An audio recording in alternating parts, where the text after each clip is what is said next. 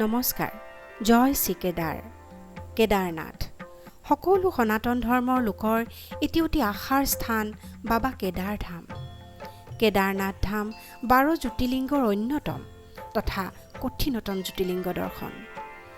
আজি ভিডিঅ'টোৰ জৰিয়তে আপোনালোকক বাবা কেদাৰনাথৰ দৰ্শনৰ আমাৰ অনুভূতি তথা অভিজ্ঞতা বৰ্ণনা কৰিব বিচাৰিছোঁ। আপোনালোকে হয়তো এনে বহু ভিডিঅ' দেখিছে য'ত বাবা কেদাৰনাথ দৰ্শনৰ বিৱৰণ আছে। আমাৰ এই ভিডিঅ' অন্যবোৰতকৈ পৃথক, কাৰণ আমি দৰ্শন কৰিছিলোঁ 60 ঊৰ্ধৰ আমাৰ পিতৃ মাতৃ তথা 4 আৰু 9 বছৰীয়া আমাৰ 2 সন্তানৰ সৈতে। মুঠতে 6জন ব্যক্তিৰ এক কঠিন যাত্ৰাৰ এক ৰোমাঞ্চকৰ বিৱৰণ আপোনালোকৰ সন্মুখলৈ আগবঢ়াবলৈ লৈছোঁ। ভিডিঅ'টো চাই থাকিব।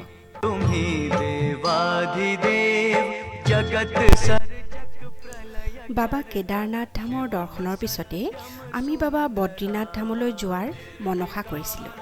যিহেতু হিন্দু ধৰ্মৰ অনুসৰি বাবা কেদাৰনাথৰ দৰ্শনৰ পিছত বাবা বদ্ৰী বিশালৰ দৰ্শন অতি ফলদায়ী। বাবা কেদাৰনাথৰ অতি কষ্টকৰ যাত্ৰাৰ অন্তত পিতৃ মাতৃৰ শাৰীৰিক সুস্থতাৰ ওপৰতেই ভৰসা কৰি আমি বাবা বদ্ৰী বিশালৰ দৰ্শনৰ সিদ্ধান্ত ল'ম বুলি ভাবিছিলোঁ। উভতনি যাত্ৰাত কিছু অসুবিধাজনক পৰিস্থিতিৰ মুখামুখি হৈছিলোঁ। যদিও অৱশেষত বাবা বদ্ৰী বিশালৰ আশীৰ্বাদত আমি বদ্ৰীনাথ ধামৰ দৰ্শন কৰিবলৈ আমাৰ সৌভাগ্য মিলিছিল। আহক আমাৰ এই 2 ধামৰ দৰ্শনৰ অভিজ্ঞতাবোৰ আপোনালোকক জনাওঁ। আমাৰ যাত্ৰাৰ আৰম্ভণি হৈছিল গুৱাহাটীৰ পৰা ৰাজধানী এক্সপ্ৰেছৰ ৰেলৰ জৰিয়তে প্ৰথম নতুন দিল্লীলৈ আৰু তাৰ পিছত নতুন দিল্লীৰ পৰা হৰিদ্বাৰ হৈ গৌৰীকুণ্ডলৈ। আমি গুৱাহাটীৰ পৰা ৰাতিপুৱা 6:30 বজাত ৰাজধানী এক্সপ্ৰেছৰ জৰিয়তে আমাৰ যাত্ৰা আৰম্ভ কৰিছিলোঁ। পিছদিনা দিনৰ 10 বজাত আমি নতুন দিল্লীৰ ৰেলৱে ষ্টেচন পাইছিলোঁ। ৰেল ষ্টেচনত দেখিলোঁ তাত কিছু কেন্দ্ৰীয় চৰকাৰৰ বিৰুদ্ধে প্ৰতিবাদ চলি আছিল। আমাৰ দিল্লীৰ পৰা হৰিদ্বাৰলৈ যাত্ৰা কৰিবলগীয়া ট্ৰেইনখন পিছবেলা 3:30 বজাতহে আছিল। মাজৰ এই সময়কণ আমি ৰেল ষ্টেচনৰ ভিতৰত থকা ৰেলৱে ৰিটায়াৰিং ৰুমতে কটালোঁ। ইয়াত বিচনা পাতি তথা গা ধোৱাকে আদি কৰি সমস্ত সুবিধা আছে। আপোনালোকৰ জ্ঞাতাৰ্থে জনাওঁ যে এই ৰিটায়াৰিং ৰুমৰ সুবিধা প্ৰায় সকলো মুখ্য ৰেল ষ্টেচনসমূহতে অগ্ৰিম বুকিঙৰ সহায়ত 3 ঘণ্টাৰ পৰা 48 ঘণ্টালৈ পাৰ বেড হিচাপত বুকিং কৰিব পাৰি। এই সুবিধাৰ বিষয়ে অধিক জানিবলৈ আমাক কমেণ্ট ছেকশ্যনত আপোনালোকে সুধিব পাৰে।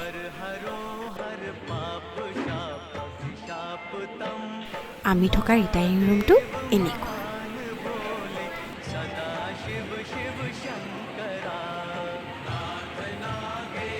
ভাৰতৰ কিছু মুখ্য ৰেলৱে ষ্টেচনত আজিকালি এয়াৰপৰ্টৰ নিচিনাকৈ লঞ্চৰো সুবিধা থাকে। IRCTC এক্সিকিউটিভ লঞ্চ, যিটো পাহাৰগাঁও চাইডে ফাৰ্ষ্ট ফ্ল'ৰত আছে। ইয়াত আপোনালোকে আহিব পাৰে। ইয়াত ঘণ্টা হিচাপে পইচা হয়, এণ্ট্ৰি ৰেট হয় 150 টকা। আমি বিয়লি 3:30 বজাত নতুন দিল্লীৰ পৰা হৰিদ্বাৰ অভিমুখী জনশতাব্দী এক্সপ্ৰেছত উঠিলোঁ আৰু গধূলি প্ৰায় 7:30 বজাত হৰিদ্বাৰ পালোহি। হৰিদ্বাৰত আমি ইস্কন মন্দিৰৰ আশ্ৰমত ৰাতিটো কটালোঁ।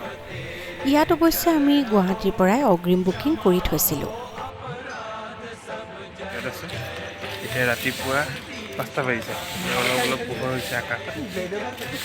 গতিকে আমি এতিয়া গংগাত গা ধুবলৈ গৈ আছোঁ।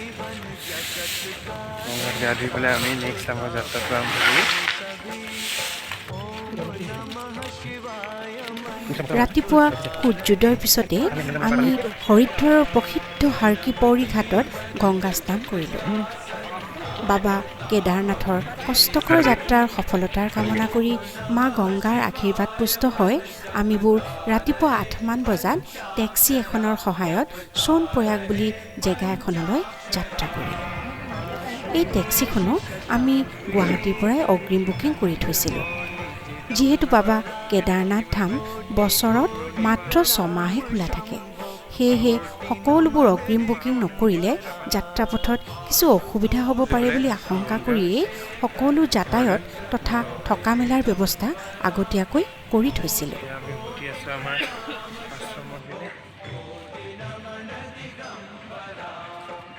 জেগাখিনিৰ নাম ভীমগড়া। গংগাত স্নান কৰিলোঁ, কৰি পেলাই উভতিছোঁ এতিয়া আমাৰ আশ্ৰমৰ পিনে। ইয়াৰ পিছত আমি ঋষিকেশ হৈ আমি যামগৈ সোনপ্ৰয়াগ, আৰু কাইলৈ ৰাতিপুৱা তাৰ পৰা কেদাৰনাথ ধামৰ অভিমুখে ট্ৰেকিং আৰম্ভ কৰিম। আমি সেইকাৰণে গংগা স্নান কৰি লৈ এতিয়া আমি কেদাৰনাথ বাবাৰ দিশে আগবাঢ়িম। আজি কেদাৰনাথৰ অভিমুখে যাত্ৰা কৰিম। আমাৰ গাড়ী এখন, এয়া আমাৰ ড্ৰাইভাৰ সিংজি।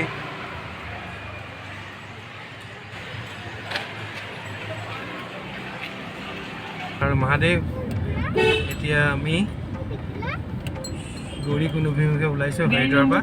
এতিয়া ৰাতিপুৱা প্ৰায় 8টা বাজি গৈছে। এতিয়া চাওঁ, এয়া আমাৰ ড্ৰাইভাৰ কাজী। ঠিক আছে, মহাদেৱৰ নাম লৈ আমি আগুৱাইছোঁ আৰু।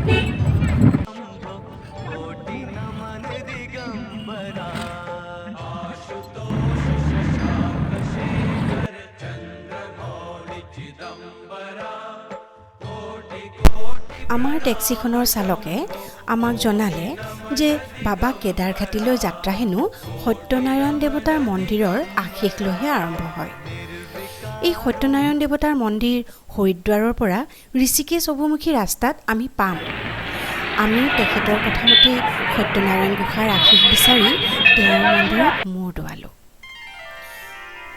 হৰিদ্বাৰৰ পৰা ঋষিকেশ পাবলৈ আমাক প্ৰায় 1 ঘণ্টাৰ সময়ৰ প্ৰয়োজন হ'ল। ঋষিকেশৰ পৰা আমাৰ যাত্ৰা আৰম্ভ হ'ল মা গংগাৰ পাৰে পাৰে। গংগা নদীৰ পাৰে পাৰে প্ৰায় 3.5 ঘণ্টাৰ মূৰত আমি দেৱপ্ৰয়াগ বুলি স্থান এটুকুৰা পাওঁ। এই দেৱপ্ৰয়াগতেই ভাগীৰথী তথা অলকানন্দা নদীৰ সংগমস্থল। এই ভিডিঅ'টোত দেখা মতে আপোনালোকে বাওঁফালে বৈ যোৱা নদীখন ভাগীৰথী আৰু সোঁফালে বৈ অহা নদীখন অলকানন্দা। এই সংগমস্থলৰ পৰাই পিছত গংগা নদীৰ নাম লৈ এই নদীখন বৈ আহিছে। এই দেৱপ্ৰয়াগ পাৰ হৈ আমাৰ যাত্ৰা আগবাঢ়ি যাব অলকানন্দা নদীৰ পাৰে পাৰে। এক সুন্দৰ প্ৰাকৃতিক পৰিৱেশৰ মাজত অলকানন্দা নদীৰ শীতল পানীৰ স্পৰ্শ পাবলৈ আমি অলকানন্দাৰ ঘাট এটিলৈ আগবাঢ়ি গ'লোঁ। ভাষাৰে আপোনালোকক বুজাব নোৱাৰা এক শিহৰিত হোৱা ক্ষণ আমাৰ ওচৰত। এই পাহাৰৰ চূড়াৰ মাজে মাজে অকোৱা পকোৱা ৰাস্তাৰে আমাৰ যাত্ৰা আগবাঢ়ি গৈছে। আমাৰ টেক্সি চালক সঁচাকৈয়ে যথেষ্ট পাৰ্গত তথা বিচক্ষণ যেন বোধ হৈছে। পাহাৰৰ মাটি ঠায়ে ঠায়ে খহি থকা দেখিছোঁ। ৰাস্তাটোৰ তললৈ চাবলৈ সাহ নোহোৱা হৈ আহিছে। পাৰ বান্ধি থোৱা ৰাস্তাটোত জেগাই জেগাই পাহাৰৰ শিল খহি আহি পাৰবোৰ ভাঙি পেলাইছে।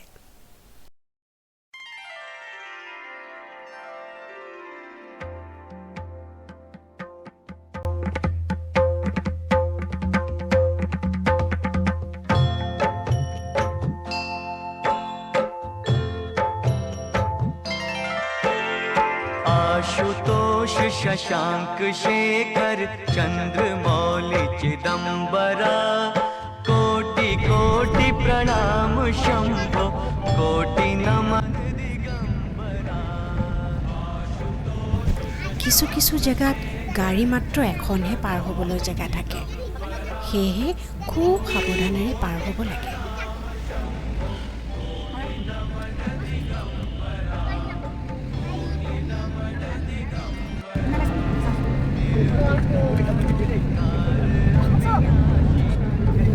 কিছু দূৰ গৈ আমি আচৰিত ধৰণে আকাশত দুখন ৰামধেনু দেখাৰ সৌভাগ্য হ'ল। আমাৰ সন্তানহঁতৰ যে ইমান ফূৰ্তি আপোনালোকক নকৈ নোৱাৰোঁ। প্ৰায় 12 ঘণ্টাৰ অন্তত আমি এয়া সোনপ্ৰয়াগ পালোহি। এতিয়া ৰাতি প্ৰায় 8 বাজিছে। উত্তৰাখণ্ড চৰকাৰে সকলো বাহন সোনপ্ৰয়াগলৈকে আহিবলৈহে অনুমতি দিয়ে। সোনপ্ৰয়াগৰ গাড়ী পাৰ্কিঙৰ জেগাত আমি আমাৰ চালক সহিতে গাড়ীখন 2 দিন ৰাখি থ'ব লাগিব। ইয়াৰ পৰা প্ৰায় 1 কিলোমিটাৰ ৰাস্তা খোজকাঢ়ি গৈ স্থানীয় টেক্সি আস্থানৰ পৰা গৌৰীকুণ্ড অভিমুখী টেক্সিত উঠি পৰিলোঁ।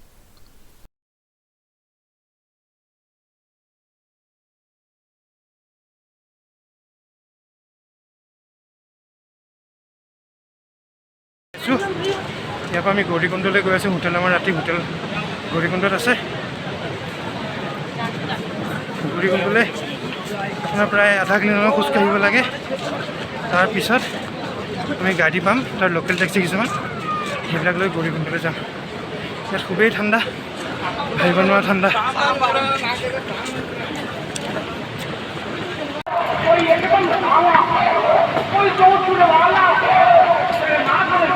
জয় হো, জয় হো, জয় হো। ইয়াৰ পৰিৱেশ চাওক, এই সন্ধিয়া সময় এইবিলাক গাড়ী ৰৈ আছে। আমি এইবিলাকতে যাম এতিয়া গৌৰীকুণ্ডলৈ। 12 ঘণ্টাৰ ক্লান্ত আৰু ভাগৰুৱা টেক্সি যাত্ৰাৰ অন্তত বস্তু বাহানি তথা পৰিয়ালৰ আন সদস্যসমূহক লৈ 1 কিলোমিটাৰ খোজকঢ়াটো যথেষ্ট কষ্টৰ অনুভৱ হৈছিল।